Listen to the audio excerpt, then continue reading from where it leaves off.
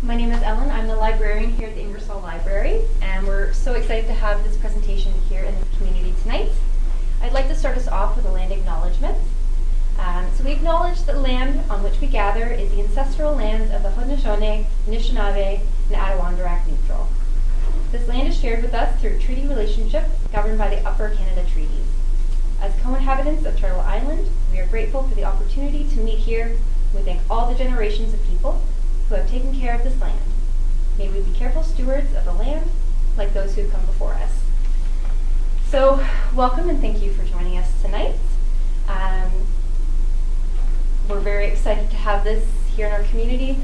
And again, we are recording, so just make sure that we keep all of our conversations respectful.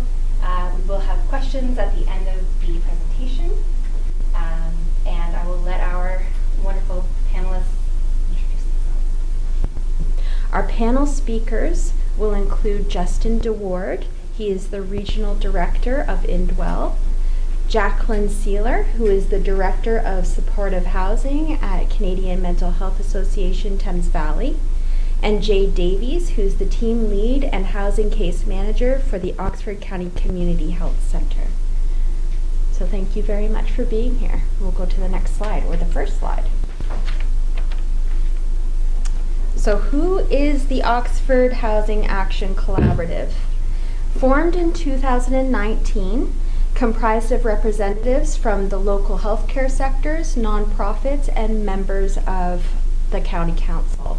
My name is Jill Blair. I joined the collaborative in 2023 as a representative from Woodstock Hospital. We are a committed group of community partners working together to find solutions to the local housing crisis while supporting the positive work and systems that already exist in our community. We are focused on ensuring that all people in Oxford County are housed and connected in the community, which aligns with the strategic plan in Oxford County and the goal to have 100% of people housed. Next slide. In 2019, Parliament passed the National Housing Strategy Act. The Act recognizes that housing is a human right and commits organizations and governments to reform housing laws. The Act calls for progressive realization of the right to housing. This means Canada must set forward specific timelines and goals in its housing strategy that make tangible progress towards the right for housing. It also means that Canada must prioritize the most vulnerable groups and those in the greatest need of housing while it works towards housing as a human right for all. Go to the next slide. We recognize that homelessness is a very complex issue with many different facets. The financialization of housing and the lack of investment in social housing has exacerbated the unaffordability of rental units. So we need deeply affordable housing. Next slide, please. The following image represents a range of housing experiences in our community. This presentation and discussion is aimed at discussing sort of or hitting the middle. We'll be having discussions about transitional housing and supportive housing options. Next slide. Supportive housing is a key element in enabling people with complex needs to find stable housing, lead fulfilling lives, and live as independently as possible in their community. This is to provide people with appropriate housing and supports that also helps to prevent homelessness, unnecessary hospital admissions, and involvement with the criminal justice system. Next slide. I'll hand it over to Justin. Back from here. So as the Oxford Housing Action Collaborative, we also discussed internally, like, what do we mean when we're talking about supportive housing? So we talked about supports tailored to the person that would enable them to live independently in their affordable housing. So when we talk about the supports, that can mean lots of different types of things, and supportive housing can look different in different places, but examples of what supports might be in housing could be anything from nursing or the medical support, social workers, food security workers, housing support, someone to help with activities of daily living, life skills, addiction support, things like that. And when we talk about supportive housing, it's sometimes also helpful to know like what it's not. So supportive housing, we're typically referring to something that is intended to be long-term or more permanent. So that would be different than emergency housing or the emergency shelter, the overnight shelter. It's not a crisis response. It's also not an institution. People can participate in supportive housing voluntarily, and they can choose to exit from that their own as well. And it's more than just affordable housing. So in our minds, supportive housing has to be affordable, but affordable housing alone without supports is something different. So when we talk about supportive housing, it's the affordability and the supports that are happening together. And we have this, we have things that need to be addressed in our community. We have this opioid crisis that's happening right now. We have an affordability crisis. We see homelessness all around us. So we believe it's the solution. If you match people with an affordable place to live and you surround them with easy to access available supports, and they're part of a community, we see people thrive. This is one of the joys I get in my work, is I get to see this every day. We see people who can move from homelessness into permanent housing and be able to stay there. We see improved health outcomes, that people are using the hospital less frequently, or when they are using the hospital, they're using it for the right reasons. We see a decrease in police calls. There's a great example of one of the buildings I get to work at in Simcoe. We were speaking to one of the police officers who had shared with us that there was a couple and they had the highest volume of police calls for the whole area of Norfolk. And they were averaging, I think it was 6 calls a week for this one couple. And the 8 months after they moved in to our housing with us, there was 1 phone call. So you can kind of see it makes a pretty big impact when you surround people with the supports they need. We see people like grow their skills and just learn to live more independently. So I'm going to talk a little bit about Indwell, if we go to the next slide. So Indwell is where I work. We do affordable housing with supports, and I'll share a little bit about what we do as an example of supportive housing, and then these guys are going to do the same thing. So we'll go through this pretty quickly.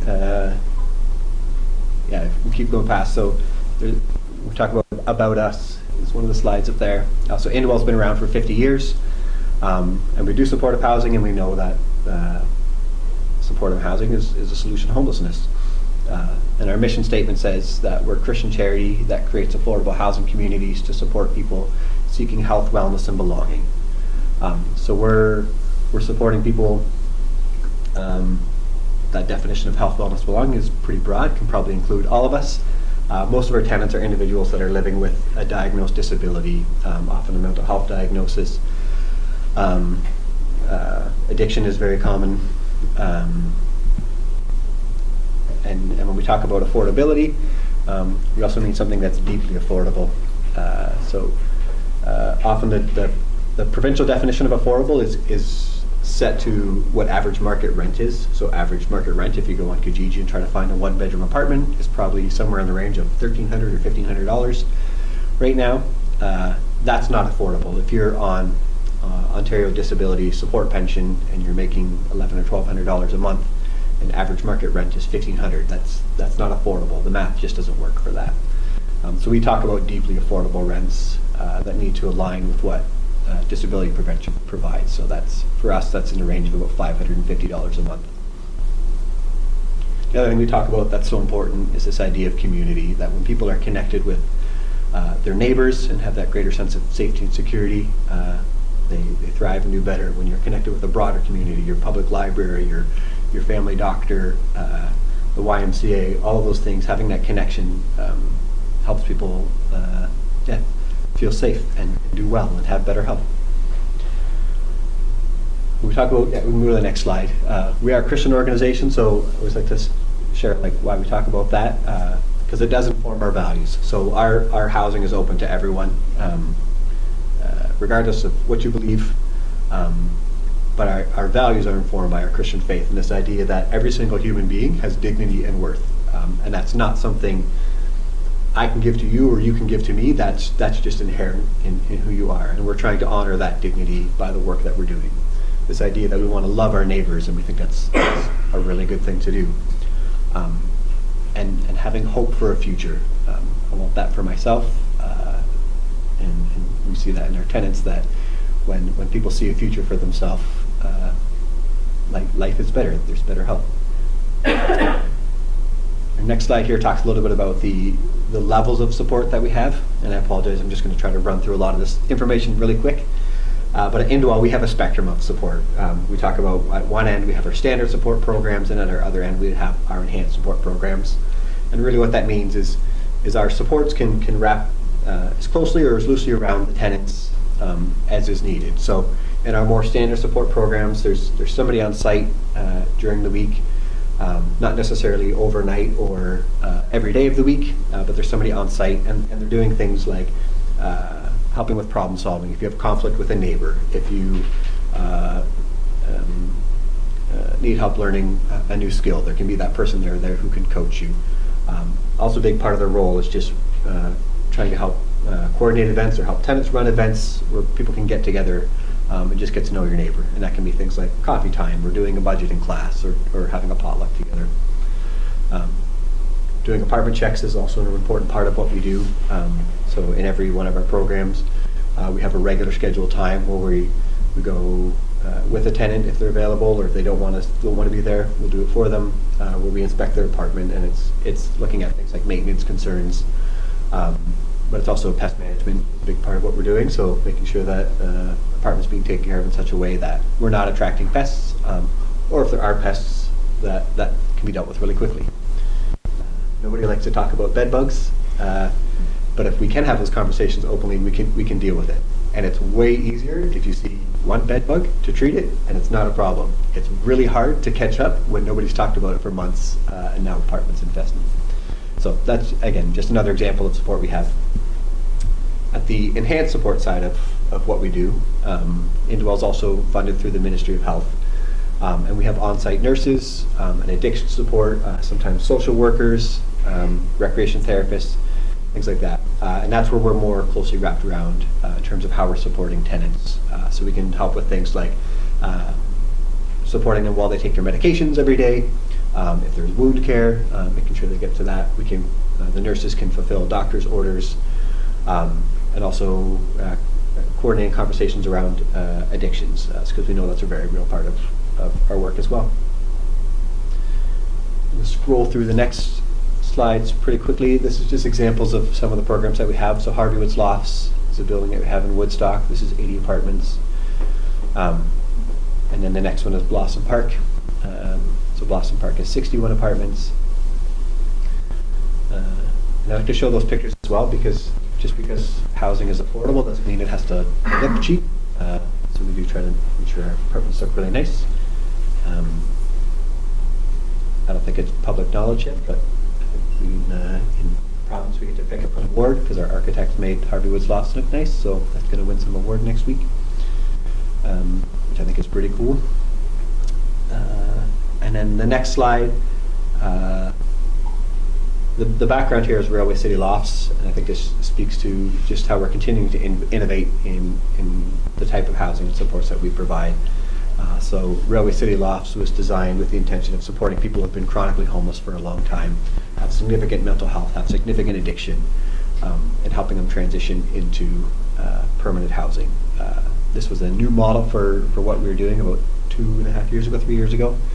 And it's been really exciting to see, because within the first year of opening, half the tenants that had moved in there were able to develop the skills and transition into permanent housing. And in the following year, almost everyone else was. So we can see that system flow of being able to move for that high level of very intensive support into more independent housing as we go along. The other part I want to, like all the icons there, I think just shows how this work takes the village. It takes the whole community and all these partners working together, and that's exactly what OHAC is all about. Being able to work together with CMHA and the ACT team, and partnerships with Oxford County and the police and the hospital, and having those partners work together means, again, we see much better health outcomes because people are connected to the right kind of support when they need it.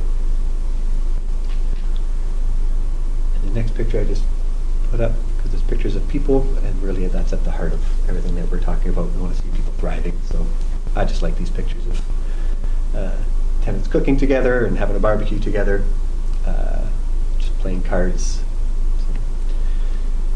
The next slide, I wish I could show you this, but it's over an hour long. But Safe is a documentary, and it follows the story of a number of Indwell tenants and looking through their eyes at the housing crisis and the opioid crisis. We didn't create it, but it's done with Indwell tenants, and just some really beautiful stories that I really encourage everyone to check out. Thanks. That's Indwell. We'll have time for questions after, but I'm going to pass it over to. Okay, wonderful. Thank you. That's hard to follow, Justin. We love the work that Indwell does, and very grateful for everything that you do. So I don't actually have too many slides. I think this is our slide for CMHA, so I'm just going to talk about the work that we do.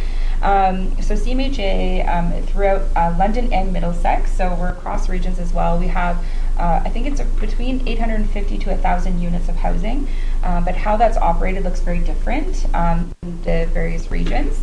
And so we do have the continuum. It was discussed in one of the slides. One of the things that I do love about CMHA is that it does offer that spectrum of needs, so that if we have folks that come in through intake, whether they're experiencing chronic homelessness, whether they're just looking for maybe a rental supplement to help offset the high cost of market rent, because as we know, and as Justin was just discussing, even if you have a good job, trying to afford rent these days is incredibly challenging, let alone if you're receiving around $1,200 on Ontario Disability, or even less on Ontario Works.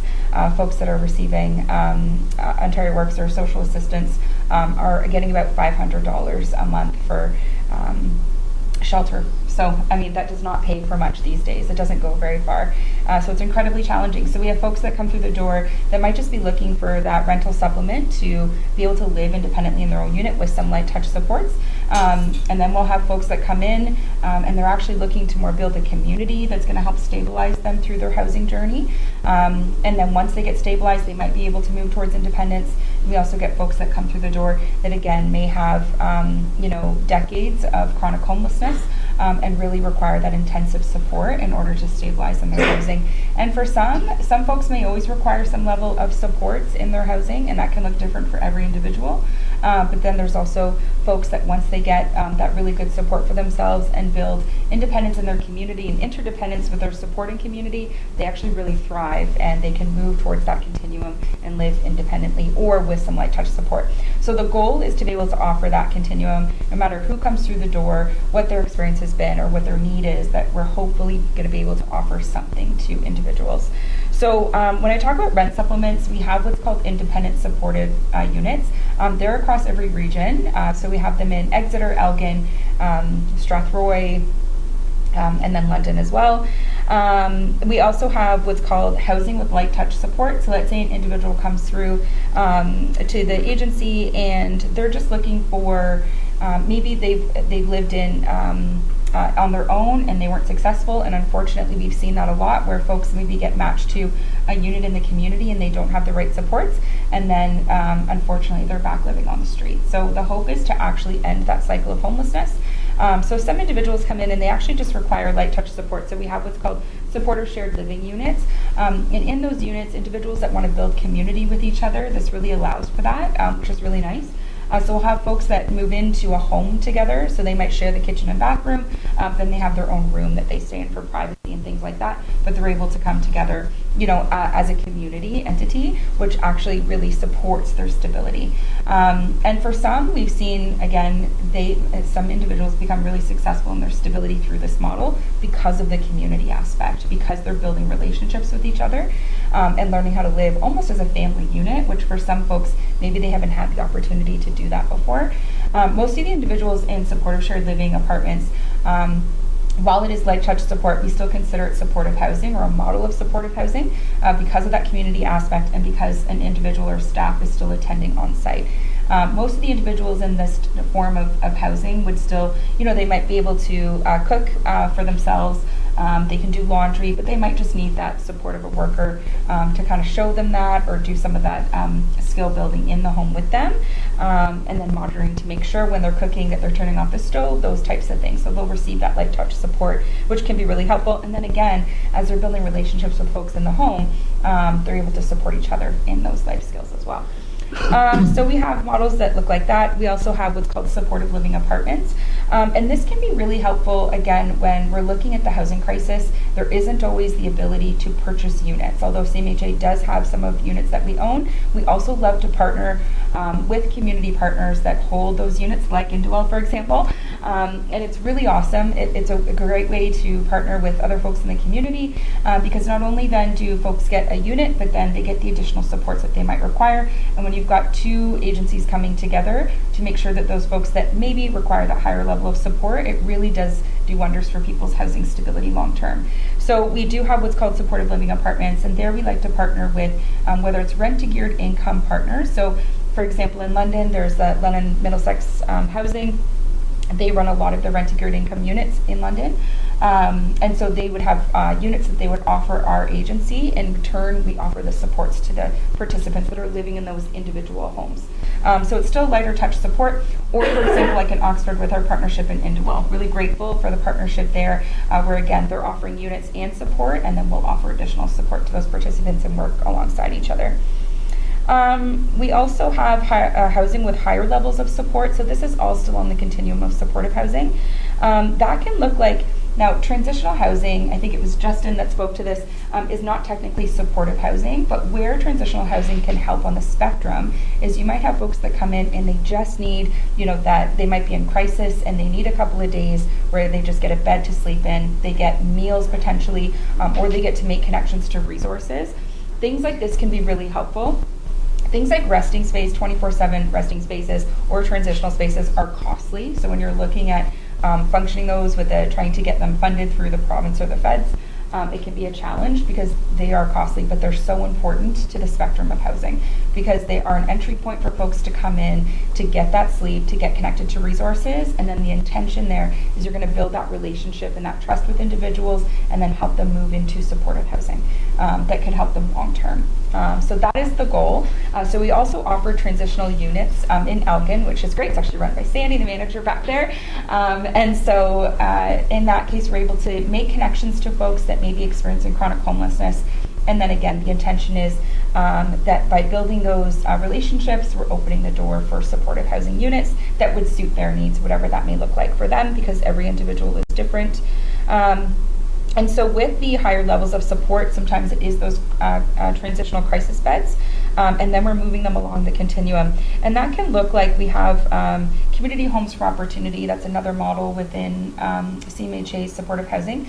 Community homes for opportunity is really for those that require a bit more intensive support. So you might have individuals coming in with physical challenges, with mental wellness challenges, with substance use challenges. And so what we call that is a higher acuity individual. You might also be struggling with some complex trauma or coming from intergenerational poverty, really requiring some of those life skills, not only the financial support, but that intensive daily support for living. So they would have supports that are on site 24/7 to support those folks, including mental health supports, addiction supports, they might have nursing support, again, whatever those individuals require, and every home might look a little bit different according to need. For example, some spaces are more accessible than others, so we make sure that we're doing those appropriate matches. We also have a program called Long Stay. Long Stay is, I think, really about homelessness prevention. We get a lot of folks that are cycling through the institutional circuit, which means they might be going from incarceration to hospital to homelessness. and just cycling through. Obviously, our goal with any supportive housing is that we want to end that circuit, so that if folks do need to go into hospital, they're returning to their home safely. If they are spending a little bit of time in incarceration, they're returning back to their home safely.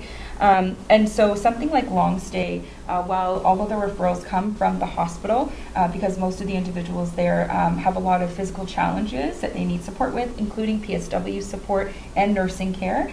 So these individuals would need daily support to take their meds. The great thing there is that oftentimes when we're struggling with folks experiencing homelessness with all of these needs, we don't always have supports in place in one space to be able to offer that support. And so the great thing about supportive housing is that if we have all those needs met, then those individuals are not returning to homelessness when they come out of hospital. They're actually able to maintain their wellness through that support. If they need to go into hospital, they're coming back home again. So really love long stay. I think it is a homeless prevention measure. And again, when we're talking about folks like re-entering homelessness, it always costs the system a lot more money than it does to actually maintain housing for folks. So that's always the goal. And obviously from a human rights and just, human aspect, that is the most important thing. We also have housing supports, like we call it transitional housing. But again, it is a more short-term stay for folks coming out of hospital that have higher needs, in particular with substance use. And so we offer that support for folks coming out. So then we're trying to get them connected in a short-term stay to longer-term options within the program. And we also have housing first programs, like a program called Street Level Women at Risk. That is more predominantly for women who are considered hidden homelessness. So one of the things that we talk about with, for example, the by names list, which I think it was spoken about in the beginning here, it is a wonderful aspect for communities to adopt because it allows us to not only build relationships with folks, but get to know who is experiencing chronic homelessness in our communities. But the challenge sometimes is women's experience of homelessness might look a little bit different than men's. Some women are engaging in survival sex work, or they're experiencing human trafficking as a part of their experience of homelessness. And so we're not always capturing those experiences and those stories of women. And so sometimes some of our programs, they need that gender lens. And so one of the programs that we offer within CMHA TV is a program specifically geared towards those women that are chronically homeless, engaging in survival sex work, and then building wraparound supports in their home so they can achieve long-term housing stability, as well as a program called Nicole's Choice. And that is one building where we have, I think, about 30 units, specifically, again, for women that are struggling with substance use and mental wellness so that they can build community together. And again, the goal there is for some of those folks with higher needs that eventually with that support on site that they're going to be able to work towards longer term housing stability and independence if that's their housing goal. So our programs can be geared towards population or need. We do try to do some really good work in design spaces for accessibility as well, because those things are really important. I think something Indwell does incredibly well, which is really cool to hear about the award, is design. It's brilliant, the way that Indwell designs their spaces. Something that I think CMHA, we try to do, but I think we can do better, certainly, and learn from our community partners in the great ways that you're designing spaces, because it's really important that we're building safety for the folks that we're serving, and that includes really intentional design of the buildings. And I think Justin already spoke to this, but all units are affordable housing. So with our housing crisis, it is important that we continue to advocate for deeply affordable housing units. Our province has just invested a lot of money into affordable housing. We are still relying heavily on the private market to solve this crisis, which, as we know, it is not going to, which is why we need to see more stronger investment into supportive housing, and in particular, supportive housing that is deeply affordable. And that's all for me from CMHA. Thank you. Thank you. Last but not least, the Oxford County Community Health Centre. So we are a different agency because the Oxford County Community Health Centre provides a range of health and social services aimed at improving the well-being of residents in Oxford County, while specific activities can vary. Typical service offered by the community health centres like OCCHC include primary health care. So we now offer primary care in Tillsonburg and Woodstock. Mental health services are all across Oxford County, chronic disease management, community outreach, outreach, health promotion and education, maternal and child health, and housing outreach services. They are all over Oxford County, and now anyone in Oxford County can access primary care services in Woodstock or Tillsonburg, but those are our main points of access for primary care. Our mission is to reduce inequities and improve lives by providing a range of healthcare and support services for those experiencing physical, mental, emotional, economical, social, and other challenges. And then we'll dive specifically right into the Housing Stability Outreach Program. So we're very fortunate in Oxford that the Community Health Centre has kind of gotten their hands and feet wet in housing. It's not common in all of them, so it's awesome that we've partnered with the United Way Oxford back in 2016 to pilot some housing projects here, as at that time we were experiencing where London shelters were declining housing our homeless population, and they were being sent back to our community. So we all had to act quickly to come up with solutions for those experiencing homelessness, because we used to send them to London for shelter. And so way back then we had to stop doing that and come up with some solutions. So our first program that we started was community case management, and this has kind of turned into anyone who's housed within the last 3 months but has a history of housing instability or homelessness. So our support staff go into the apartments, we support them in getting furniture. Sometimes we're there 3 times a week, sometimes we're there once a week, and then we slowly, we'll start to go once a month, every 2 months, 3 months, and we make sure rent's paid every month, maintenance requests are submitted appropriately, and all those sorts of things. And then we provide transportation to any important appointments and things like that to really provide the wraparound support.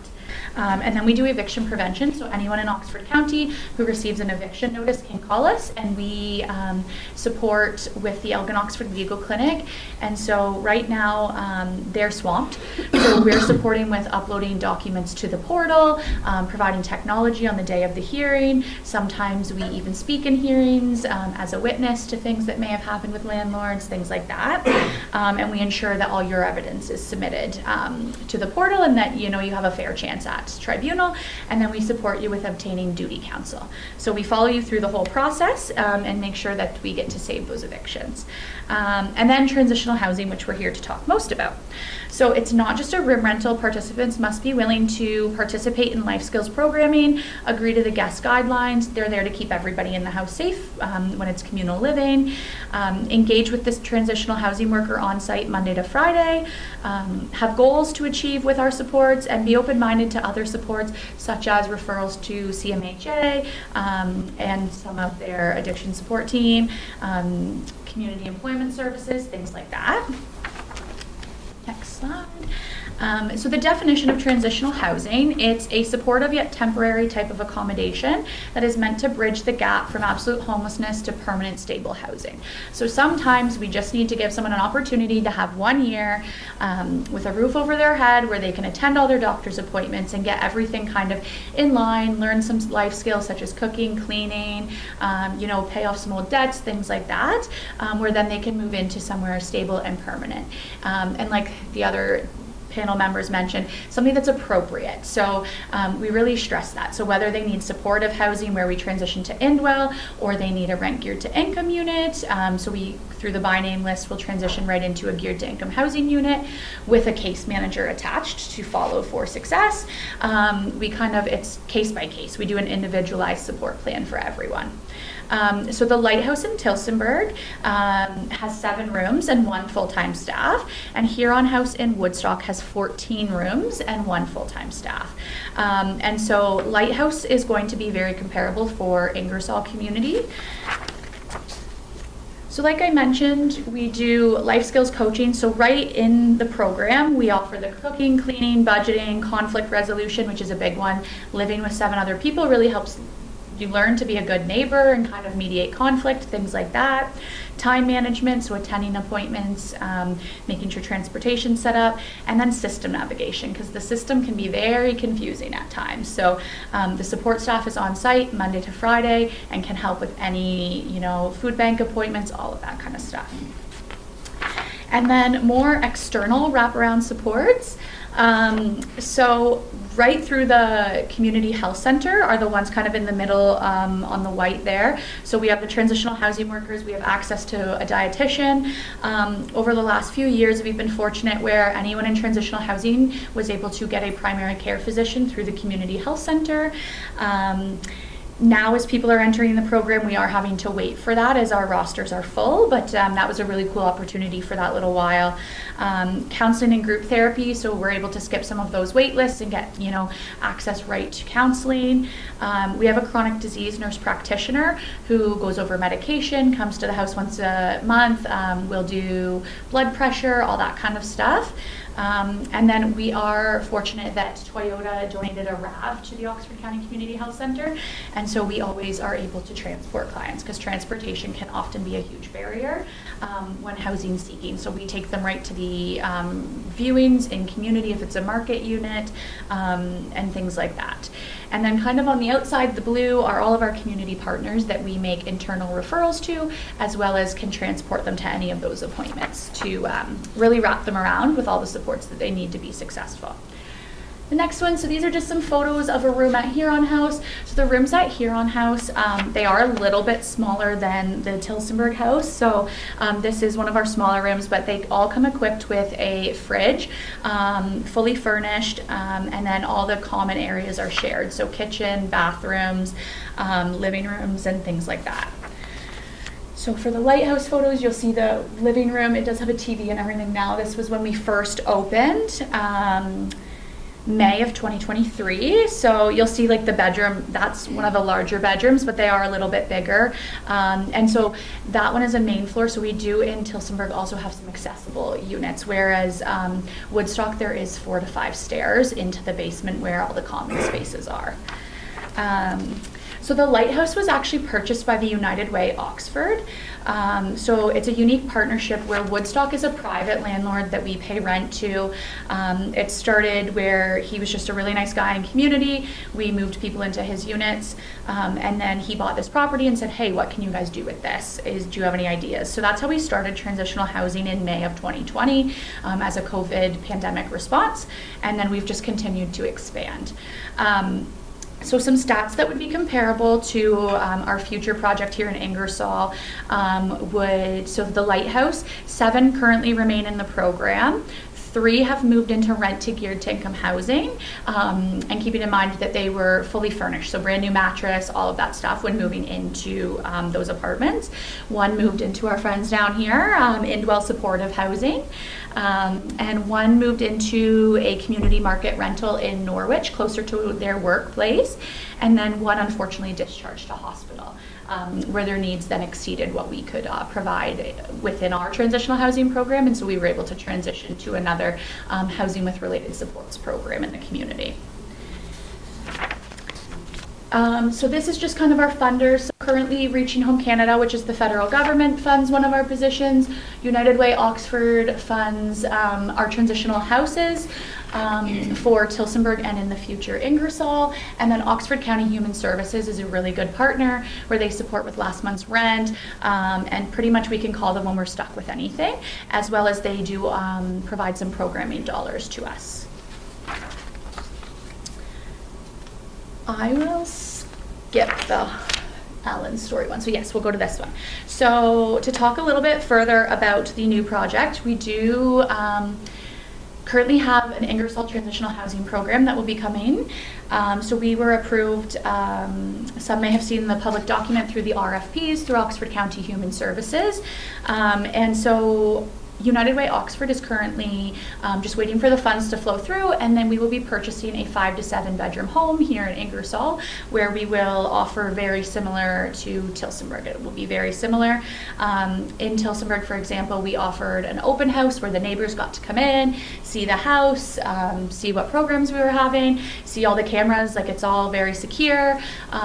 Lots of neighbors were very concerned, but now 1 actually cooks dinner once a month for the house, which is really cool, and the guys go over and shovel her snow and things like that. So it's been really great to see. And United Way just asked that I remind everyone that the coldest night of the year this year is February 22nd, 2025. And the Ingersoll Transitional House is an example of how those dollars will be staying right here in Ingersoll. And last year's, that's part of the reason we're able to bring the project to Ingersoll. So that's super exciting. So that's it for me. Okay. Well, I want to say thank you to all of our panelists for their information this evening. Now, if you have any questions, we can have a discussion and field any questions. If for whatever reason we're not able to answer your questions here and now, after the presentation, I'll be happy to gather your information and we'll make sure to get those answers to you. Okay. I would just like to recognize, you said we're going to go till 6:45, and Jade Right on the ended nail. on 6:45. Yeah. Time management usually isn't my strong suit. Yes. Okay, I've got one just off the top here. I'm hanging out along with my friends over by the railroad tracks, down by the river, and I'm living in a tent along with my friends. Last tent counted, it was around 12 heads that I saw when I walked through, probably another 12 or 14. A couple of kids. I don't know if anybody knows about that, but there were some young ones in there too occasionally. I want out. I don't want to be there anymore. Whose door do I knock on, and who's going to answer it? It's okay to start. Yeah. Who, honestly, Like, whose door do I That's knock a good on? question though. Where do people go? Like if Yeah. somebody is actually homeless, what's their first step? And how Yeah. long do they have to wait? Because I'm assuming they can't just walk up and say, I want housing, and you say, come on in. for sure. So it's always going to take a bit of time for the end goal of permanent housing, right? But there really is no wrong door. So if you have, like, What are the doors open? so if your source of income is OW or ODSP, you can always bring that up with your worker. The mobile health outreach bus is out in Ingersoll. They should have the resources for the by name list. And so the biggest thing that I can encourage is consenting to be added to the by name list, which is kind of like if you think of a hospital triage tool, where they use it to triage individuals experiencing homelessness through rent-geared income housing. So my biggest advice is that, I can give you my card. We do have a worker that comes to Ingersoll, and we can get you on that list to start and then kind of go from there. We are starting Ingersoll transitional housing applications, so I'm happy to set you up to get one of those filled out too.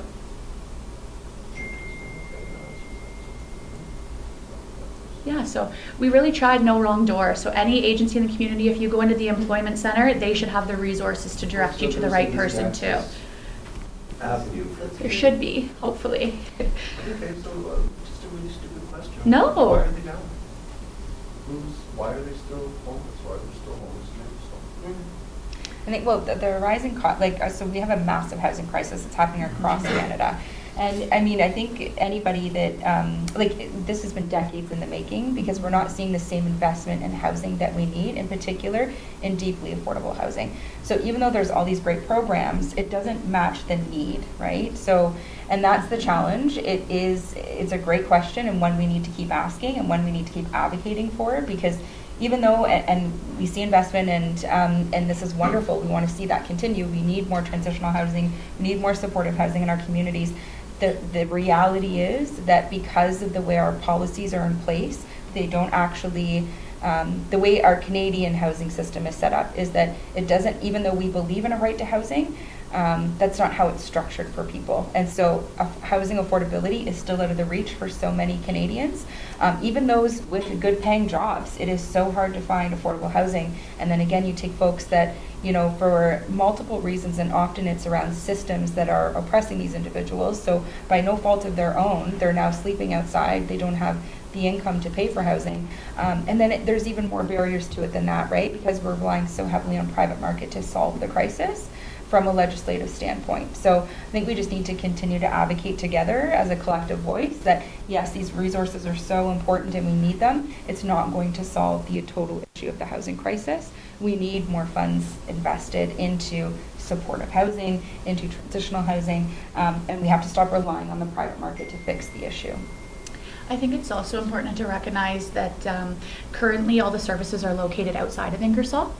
And so a lot of individuals currently don't want to leave Ingersoll. This is their community, this is their home, and that's fair because I don't want to leave my home either. So I think it's important to recognize that Oxford County is seeing that, because 2 of the RFPs that they did approve through their process are Ingersoll Central, because they recognize that there isn't a homeless shelter here right now and that the need is here for those housing resources. So I think that's a good step in the right direction in Oxford, so hopefully soon. Just to jump off of that for clarity, so RFP is a request for proposal. Yes, So sorry. last year, Oxford County approved additional funds to create more transitional housing, and Jade and her team is going to be building some of that locally. So. And CMHA as well, I believe. Yeah, sorry, I didn't mention that in the presentation. I wasn't sure if there was a slide about it or not. But we will also, we are starting a build for transitional housing here in Ingersoll as well. It'll be a 5-bedroom home. We don't have the specifics out yet. I don't think it is a particular, like it'll be open to the community for those that are experiencing homelessness. And there'll be 5 transitional beds available. So we're hoping to have that up and running, around February of 2025. It sounds like everything you guys are doing is for single people. What about families? So I can talk a little bit to that. Like the need from what we see most often is largely for singles, but I know at Indwell, like at Harvey Woods Lofts, we have 80 apartments. So 4 of those are 2-bedroom apartments. So there is some for couples and for small families. But again, we're often seeing it's the people that aren't connected to other supports and relationships that are the most vulnerable. And I do know from the tables that I sit at that Oxford County Human Services is aware that there's a need for family resources for that kind of temporary in-between from homelessness to housed as well. And with the Salvation Army Family Shelter closing in Woodstock, they do recognize it's a gap and they're working to address it as soon as possible. Good question over here, I think. Yeah, I'm Mary Jane Phillips, and I'm co-founder of Cycles of Life for Supportive Transitional Living. I haven't heard about these services, and if I haven't heard about them, how does the public find out about this? Yeah. Everything that you started out with is basically what we have stood for, and right now, our only program that we're running is the community outreach tables. And there's one here in Ingersoll, we're 3 days a week in Woodstock, and 1 day until Silver. We think we're getting the word out, but there's more and more people that don't even know about us. So how do people find out what you're offering? How come we started this in 2012, where we had the police, the fire, the DASO and that, and everybody said what we were offering is what was needed for Oxford County to cut the cost for the admissions, for the self-discharge, fire coming out because somebody has gone down from an overdose. So how do people find out? How can we, as a nonprofit charity, become part of this? So that is one of the priorities for the Oxford Housing Action Collaborative is trying to spread the word, which is like that's why tonight exists, right? Because we know more people need to know what's out there and what's available. And I think Jade was talking about it. I think we all experience this. Like navigating these systems is tough because even for those of us who are in this work, we don't always know like what out there and who's doing this over here. And yeah, we need to have these conversations where we come together and like share who's doing what and how can we work together on this. Yeah, because you were formed in 2019 and we became nonprofit in 17 and charity status in 2021. So I haven't heard about all of this and I really wish that we could become part of this. Because running the outreach tables, you see the homeless, like we're the front line people. We're talking to them. We're listening to their stories, to their journey. But if I had known some of this stuff, we could start directing them to get help. And a lot of the services, so I know, for example, like in Woodstock where you guys do the table, sending them right inside will get them that help. So we have staff that are co-located right inside at Operation Sharing. So she's there once a week completing transitional housing applications, all different housing applications, things like that. So we have, met some of the volunteers, but I think it's good that maybe an opportunity for us to meet all of your volunteers as well. Mm-hmm. Yeah, we refer to your table constantly. Are you in the Operation Sharing here in Ingersoll? We're not in Operation Sharing here in Ingersoll. We are at the Ingersoll Nurse Practitioner-led clinic 1 day a week, and then we work with the mobile health outreach bus with Amanda to go out to community. I'm at the Salvation Army and the Food Bank. Yes. So I would love to have some information brought out to us that we could hand out. Housing is great, 5 is not enough. What's going to happen to our folks when it's -20? I mean, we've had lots of mild winters, but cold and wet outside doesn't have to be -20. It would be pretty awful. And short of us having them to Woodstock or London, which, because their mental health needs aren't met, they can't go to some of those places because of bad interactions or past bad deeds. So now what do we do? Like, they're still people, they shouldn't starve and they shouldn't freeze.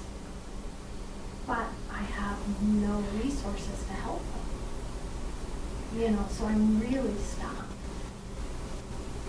When the hotels were affordable, when Comfort Inn was a reasonable price, people had a room, they even had breakfast. They had the continental breakfast. It was pretty darn good. That worked for a lot of folks to have, I don't know how they did it, whether it was a once a week, once a month laundry, I don't know, but they kept those rooms. They did a quick walkthrough so they knew that the people were maintaining them okay. A lot of folks had their pets up there. We're helping them with pet food so that they can keep going, But then they renovated their rooms and doubled their prices. I would love to see some of these hotels that are mothballed, or, you always see them on Facebook Marketplace. They're selling off their old, the Hyatt or these expensive places, remodel. Hey, why can't we grab all that good furniture? Because it was good enough for a high-end hotel.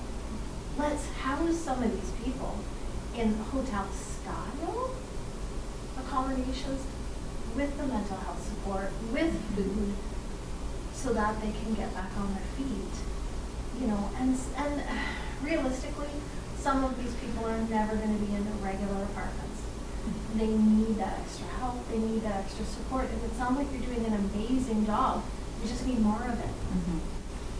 We all agree. Yeah. And no neighborhood wants you in their neighborhood, I know. So I don't know. All I know is I have people that we are seeing more and more and more at the food bank. Our tables are getting depleted. We are going to have to do a food drive probably October. We're going to be reaching out to everybody and saying, hey, help. But like I said, it's getting tough. And some of the folks coming in, are really struggling. And some of them won't reach out for help because they don't know they're struggling. So it really makes it hard, when you're trying to convince people, when, the bus comes periodically, but there's not a lot of places that someone right now in crisis can talk to somebody. I did mention back here, probably a year ago, we had someone lose it in our store. Absolutely, bad situation. I called umpteen times. All our lines are busy, we have no one leave a message, I don't know what all, it was just not helpful. The police came, they actually tried to hand them a phone because apparently they have a better line direct than we do. It didn't work out very well anyway. But it's tough. Like, it's really tough. And we're just trying to help. So, I don't know, just so you know we're there. If you have any information that you would like to drop it off, my name's Kelly. I would love to hand it out, but it worries me 5 is not enough.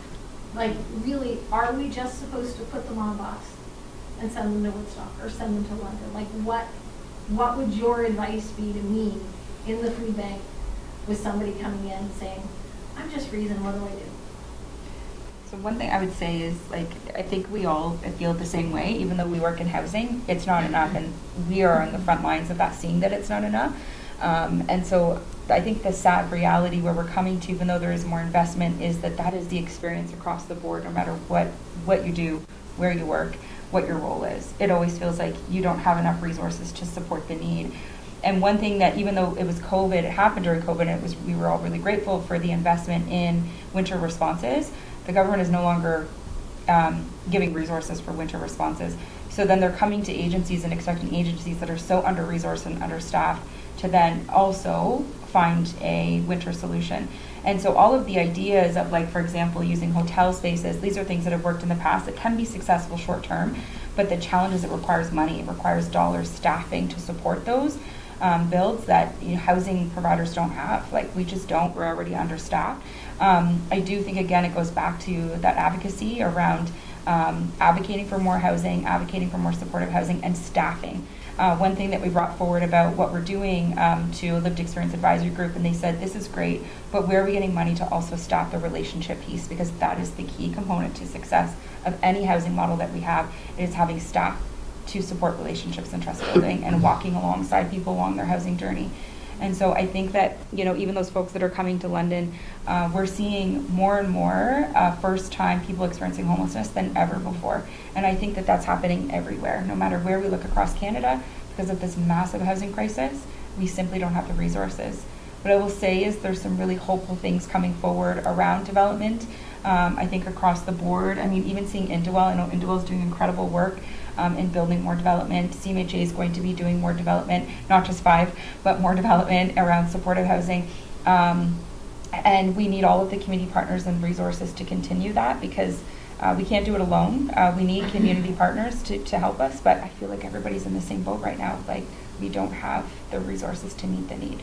And that is the reality that we're facing, and people are dying on the street because of it. I just don't know what to tell people. I have no answers. And a lot of our folks, they're severe mental health. They've fallen through the cracks, and they've been out there a very long time.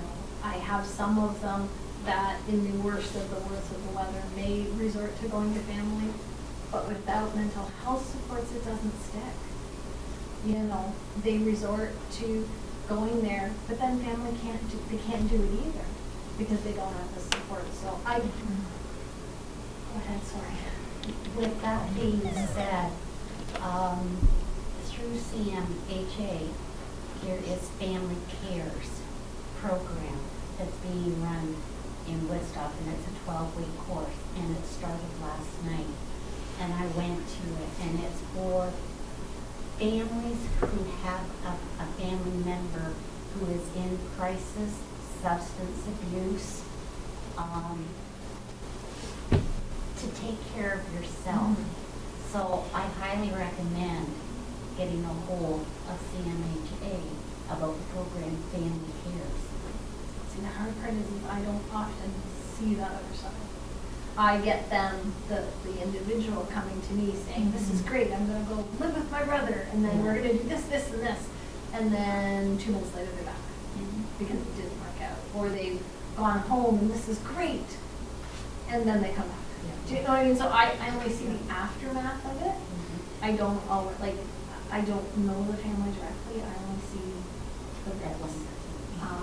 And that's why, like I said, if there's any literature, I'm more than happy to hand it out. We also send people over your way.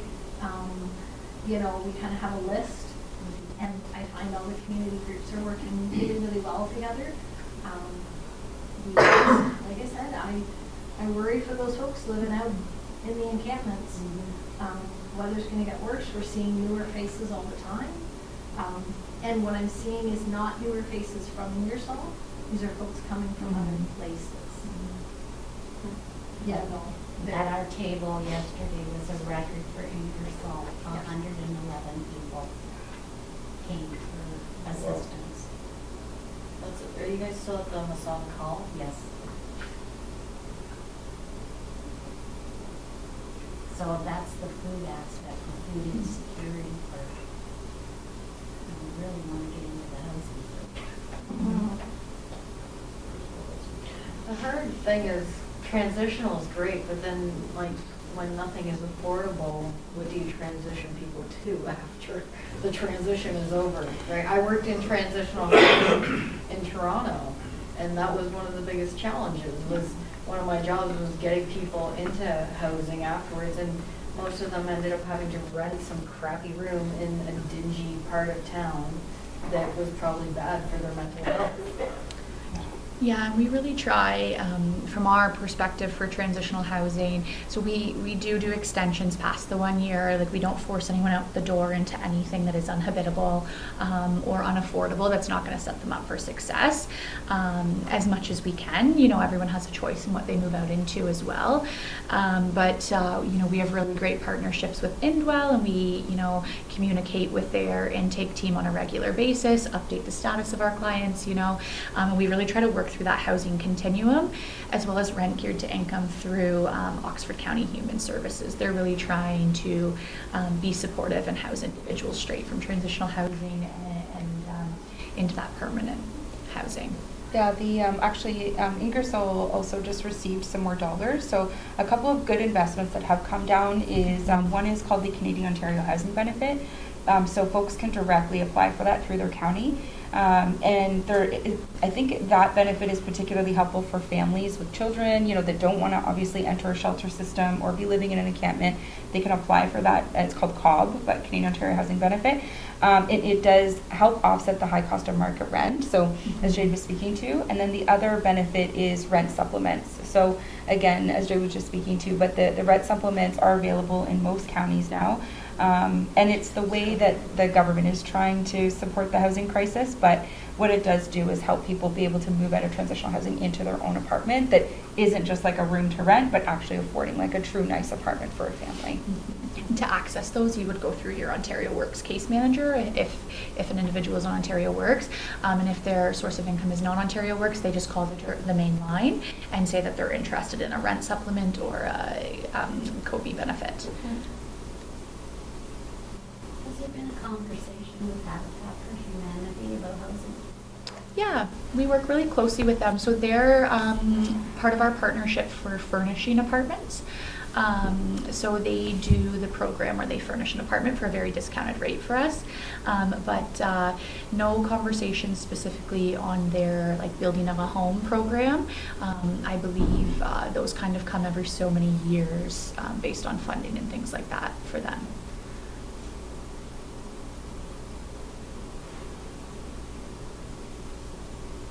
You guys mentioned plan for Ingersoll. Do you have a location planned? And if so, do you have a plan for dealing with the NIMBYs that will inevitably arise from wherever you choose to place it? Mm-hmm. So Do you want to speak to your property? Yeah, we have just started, we are going to be engaging community neighbors to reach out, and if required, we'll have a community participation and those conversations. But right now, we're just open to neighbors contacting us, having those conversations, talking about what we're doing, because similarly to the United Way project, it has been approved by Oxford County. It is available. The address, I believe, is listed in public knowledge, so it will be in King Solomon neighborhood. And we will be starting construction there as soon as possible. So certainly the community participation is important. We are hoping to have buy-in from the neighbors, but we do understand that it may be a challenge. There's going to be lots of questions, and we're here to answer all of them, have those conversations. So if you are having folks come to you and are talking about that, please feel free to send them my way. Mm-hmm. I'd be happy to chat with anybody about the work that we're doing, and Sandy will be supporting with that as well. Yeah. And for our project, the United Way Oxford will be purchasing a home. And so they have a realtor on their team, similar to how we did the project in Tillsonburg.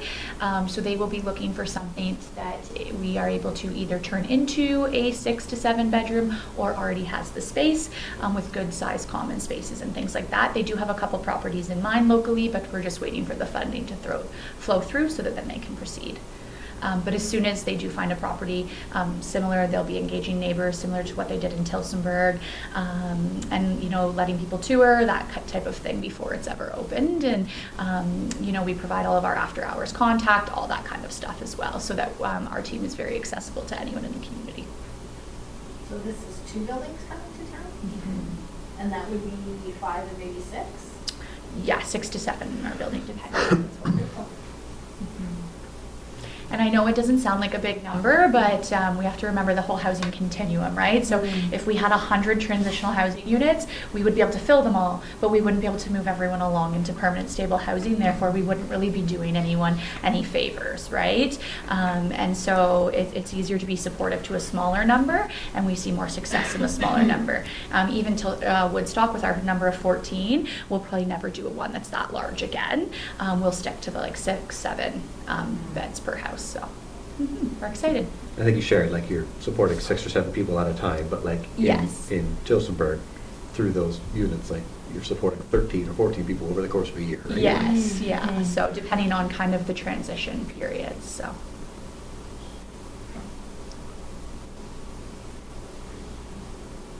Any other questions this evening? Okay, we'll stay around. Oh, go right ahead. Sure. Is there any look at emergency housing for Ingersoll? Like is there any Like a shelter? possibility of emergency housing in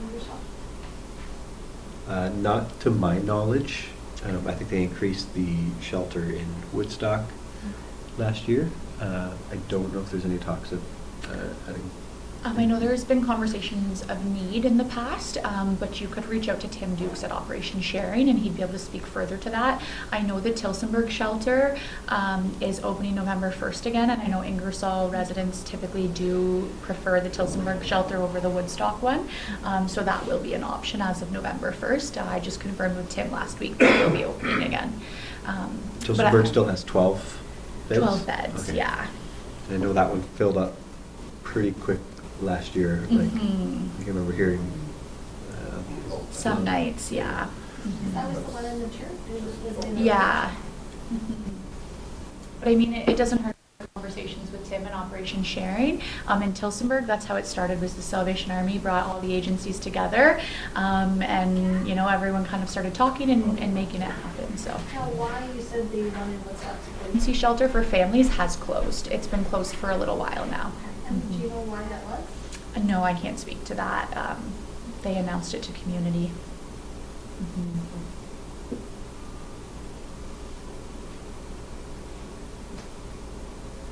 Okay. So I think to wrap up, there is ways to like be involved, and I think that's like not to leave on like, yeah, we can sometimes feel hopeless, right? Like whatever we're doing, it's not enough. You want to be able to do more, and I think part of today, I think we want to like share this information. So like for you as well, like as you learn this, being able to pass that off in your conversations, and as you educate yourself, also being able to educate other people as well is really helpful.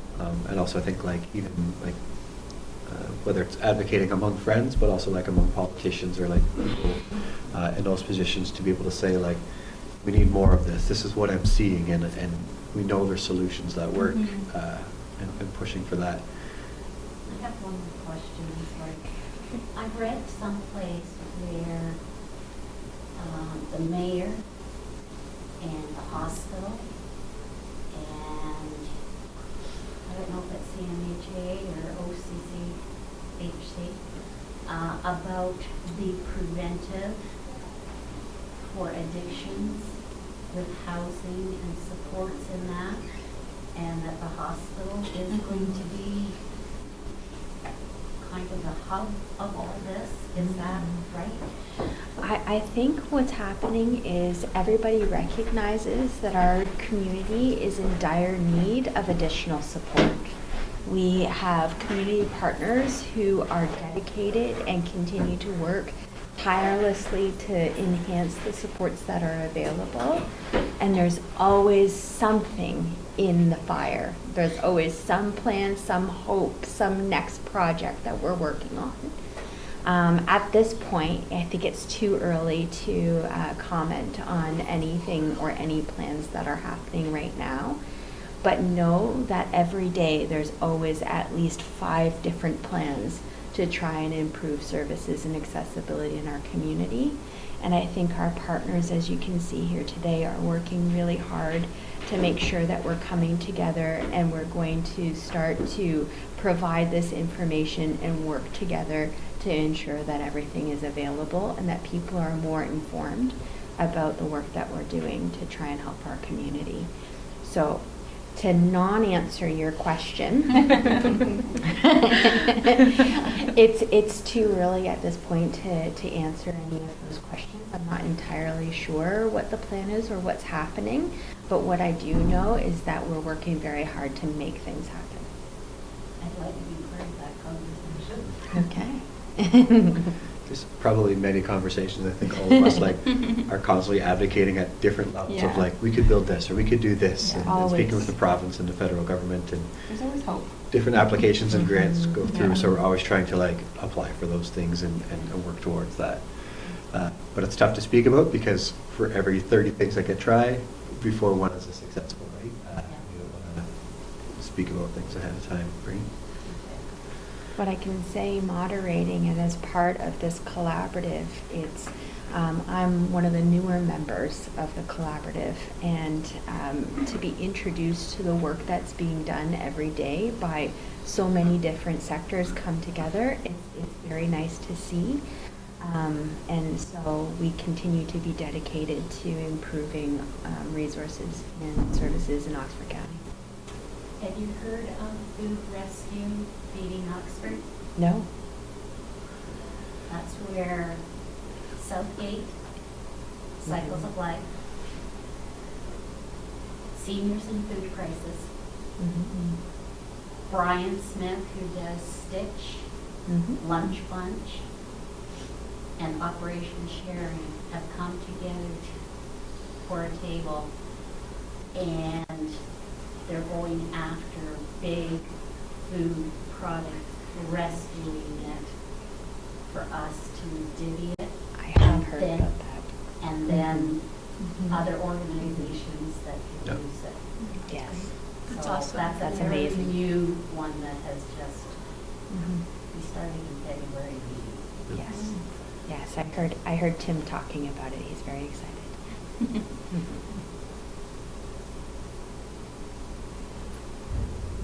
I have a question. Sure. So why can't you just build a big tower and then just make the homeless people and get the homeless people to live in it? Why can't you do that? It's compact and also so you can fit a grand population into an area with not much wide space but a taller area, so you could fit in a little apartments. It's a good question. I like the way you think. Yeah. I agree. We need Kind to of be what doing more Indwell of down that. there does. Absolutely. Yeah. Look at, seriously. So they do that. Lots of babes. Yeah. Lots of babes. Yeah. Yeah. You know, there is a lot of vacant housing sitting homes, a lot. Mhm. Yeah. There's some abandoned homes, but there's a lot of acreage that's just vacant. Okay? It is not rocket science to build it and build it for 40 years.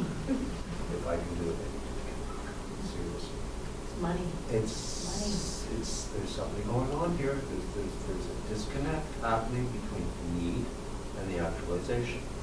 And I see a lot of very fine people here. I've seen fine tables everywhere, making lofty goals. And in terms of records of achievement, I'm sorry, it's not being actualized. Why? Who's soliciting the funds? The funds are out there. People have money. There is large amounts of floating around. What the hell's going on? I think we all agree, be more of that, and there's a funding piece. I think what gets, we don't always see the successes either, right? We see where things aren't going well, and we referenced the by name list before. So Oxford County keeps a list of who they know to be currently homeless in the community. And since they've started doing that, 300 people who have come on the list have been able to move into housing. We don't see those numbers, right? We see the 160 17 that are still currently homeless, we don't always see the successes. And I think that's also, I think, something I need to get better at, probably all of us, is being able to like celebrate and show like what are the good stories that are happening, because there's a whole lot of people doing really good work. Like I'm proud of the work I get to do with Indwell. I know like 150 people have a home because of the work I get to do, and I think that's pretty awesome. Like Jade, I don't know what your numbers are, but like you said, I think there's 14 people in Tilsonburg that 13, yeah. 14 people and 5 homes. In 1 year, yeah, and then 6 of them have moved on, and 7 still reside in the house. And so now our goal is to house the next 7. And then, so the nice thing for me actually that I enjoy is I get to see the inflow, outflow, and then I also get to see the success out in their apartment, and getting to see them, you know, when they move in and that brand new bed and everything. And so it's exciting. I have, you know, I live locally in the communities, so sometimes I'm out at the grocery store and I see someone that I housed 4 years ago, because I've been in my role for 6 years now. And so it's really exciting to see that. But like Justin said, like that's not advertised out into community, right? These are real people in real lives that we can't just go and share it all over the place that, hey, you know, this person, they were homeless and we housed them and now they're successful. So I do think that sometimes you're right that we do get focused on some of those negative things. And you mentioned last night 100 some odd people 111 got a meal. And you see the need, but it's also like 111 people got a meal last night because of the work you're Well, doing. Like no, that's- it's through the 1 to 3, and they get to choose yogurt, puddings, and especially for the kids for their lunches, and yeah, so it's not a hot meal, but there's fresh vegetables and fruit. That's great. All right, well, in order to ensure that we're out of the library by 7:30 p.m. as we agreed to be, I will stay here until 7:30, so if anybody has any additional questions that you need anything to be answered, I can take your information and get those answers to you. But thank you, everybody, for your time and your participation, and thank you for your dedication and all the work that you're doing in our community.